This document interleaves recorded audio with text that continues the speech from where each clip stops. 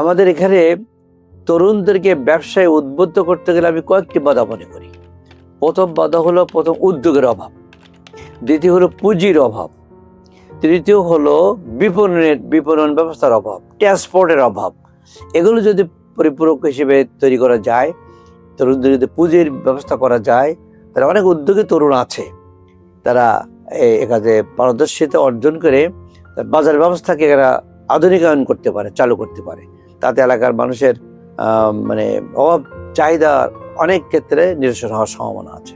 আমার এখানে যারা আমাদের নারী সমাজের ভিতরে যারা তরুণী, ইদানিং তারা বেশ লেখাপড়ায় আগ্রহী, প্রায় ঘরে ঘরে ইন্টার দাখিল এসএসসি পাস মেয়েরা আছে।